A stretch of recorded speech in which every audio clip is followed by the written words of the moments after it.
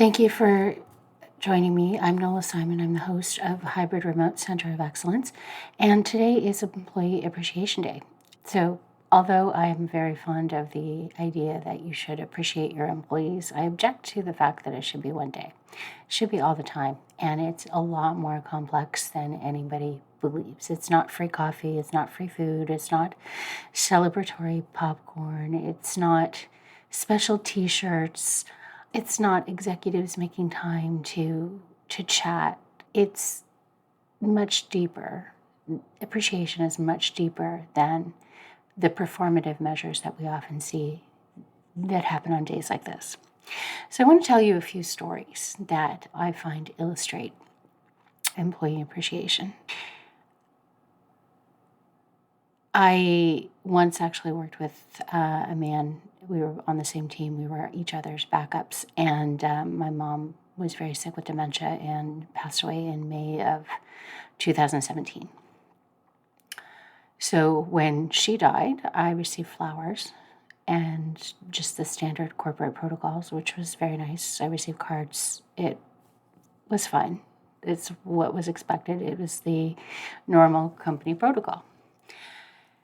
His father died 6 months later, and his mother was the executive assistant to the global CEO. And she had been with the company probably a good 30 years. So she was very well liked, very well respected, and the company very definitely believed in nepotism. When he was a teenager, he used to spend the summers jet skiing or motorboating at the cottage of the guy who ended up being the next global CEO. The whole company was woven throughout his life. And anyway, so when his father died, they closed the call center and asked me to do his work. Now, I'm not a big fan of funerals. It's not like I knew his dad. I knew his mother in passing. It's not like I really had an active urge to go to the funeral other than to pay my respects. So I was fine doing his work. I wasn't actually fine with the fact that they closed the call center on his behalf. Because the other aspect of what was going on with that is he was also having an affair with one of the managers. And I did have a problem with that too, because she had influence into compensation. So there's a lot of influence and power imbalance within that whole dynamic. And I can tell you that I did not feel that my grief was honored the same way his was. When you're actually telling everybody that you appreciate their work and how hard they work, this is where you actually look at the behavior that happens the other 364 days of the year and determine that there's an imbalance, that you appreciate some people more than others. And also, you're setting precedents of all sorts. So everyone has family members who pass away. And do you actually get that sort of behavior? I only ever saw it the once. So in 17 and a half years, that only ever happened once. So how many people had family emergencies? How many people had grief that they had to deal with who weren't honored the same way? They got the standard family protocol. That's where we talk about belonging. So certain people obviously felt like they belonged more than others with that type of treatment. Now, the interesting thing is he didn't actually like the job, and he was very negative about it, which was actually quite annoying, because how hard do you have to work to be able to get where you actually are, and to watch somebody get handed things and then not appreciate them, but still get treated as though they're gold? That's disengaging. That really is disengaging. There are other stories I could tell you. I remember being honored actually for baby showers. So I had a surprise baby shower that was thrown for me when I had my first daughter, and it's very hard to surprise me, but somehow I didn't expect that one, and I was very surprised and thrilled, to be honest. And I can still tell you everything I actually received at that shower. I had people who made me personal quilts. Just the thoughtfulness and level of attention that went into those gifts. You can probably hear it in my voice. It's actually making me cry right now. I remember that because it was the individuals who valued me personally. That's what I remember. I remember being honored as a team and being celebrated in front of the division. And I could probably tell you everybody who was in that room who clapped, and I felt appreciated. That's the value of coming together in person, because it resonates in a way that applause on Zoom or Teams or whatever just doesn't. And so that is something that makes you feel appreciated, and it's something that you remember.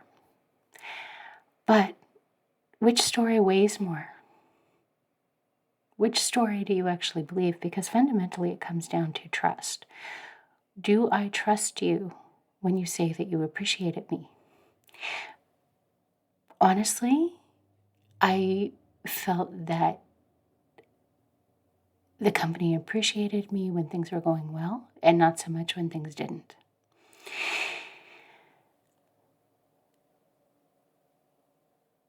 Again, it comes down to that power and imbalance. So customer service week was another example of things that they would do that really had no meaning. They're performative, right? It's like Black History Month. A lot of the activities should happen all the time, not just in the month of February, and same with June. What are you doing that's performative that really needs to go deeper?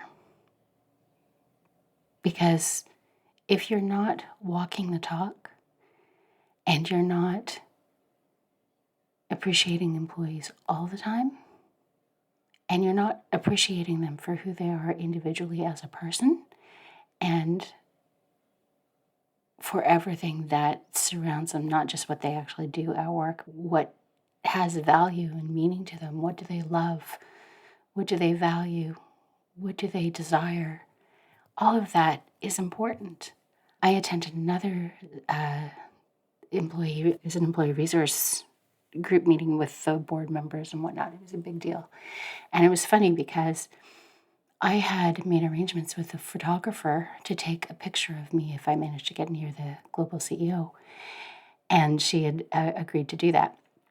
He came into that meeting looking for me. So he knew who I was. He knew, obviously, it was the first thing that he had to check off his list.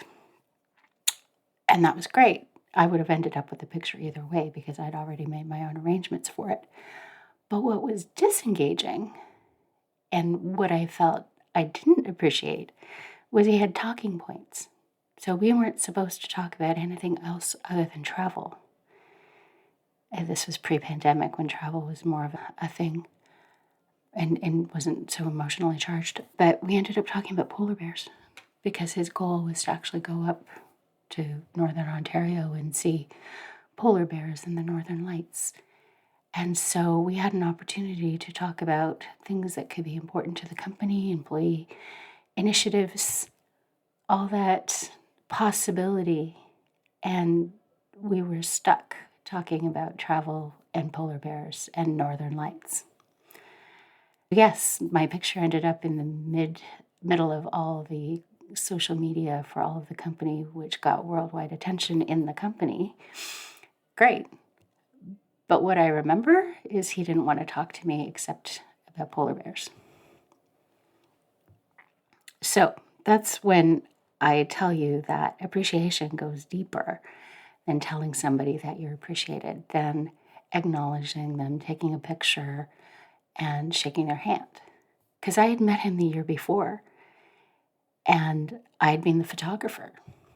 And I very clearly can tell you that he had no concept that he had ever seen me before. Yet I had 400 pictures of him on my phone. And I literally actually had to coordinate with him to get a group photo done and made him wait for 10 minutes while I got that done. So he should have remembered me, and he clearly did not. I've learned that photographers are often forgotten. So if you want to do an event for a company, the photography is extremely important because people will value the output, but they don't remember the photographer. It's not a good visibility strategy. You're far better being the person who gets in front of the camera, who actually gets the picture that glows on the social media. That's remembered. Also, if you have 400 pictures of your CEO on your phone, don't mention that near security. Learned that the hard way too. They think you're a stalker. No, this was a company sponsored event. I was asked to do this. Anyways, just an aside. So that's where I'm saying things like Customer Service Week, where you're doing special pancake breakfasts or muffins or free coffee or silly little games or Jeopardy or icebreakers or balloons. These are all things that are honestly, seriously a waste of money and could be better directed into programs that actually valued. And again, it's not about the investment and the technology. Part of my idea that I submitted to an innovation challenge was later turned into a whole system of appreciation. There's a platform to actually submit kudos and recognition and shout outs or whatever you want to call them to staff, and you could actually gain points and redeem them. All of that program was great, but part of the restriction of the program was you can actually share any of the recognition on social media. It was counter to the program. And the other part of it was you could actually submit group recognition. So at a button, the CEO could send a recognition to 40,000 people and say, hey, I appreciate you. And then this immediate thrill of getting that notification that the CEO had recognized you is really just discounted when you realize that it also went to 40,000 people and it's just a version of a mass email. That's not appreciation. That's a checkbox activity. On Employee Appreciation Day, I'm going to tell you that scale is the enemy of intention. Just because you should do things at scale, or you could do things at scale, it doesn't mean that you should do things at scale. It's far more important to personalize and to individualize and really make it evident that you see that person. And I know that's more work. And I know that it takes time, and time is money. But if you're spending that amount of money on technology, because it's a write-off and because it's actually more beneficial from an accounting perspective than the investment in individual people, which actually gets expensed within the same year rather than capital cost allowance, then you have to consider that your intentions are not necessarily pure. Anyways, there are things that employers have done that I've really appreciated and made me feel valued, and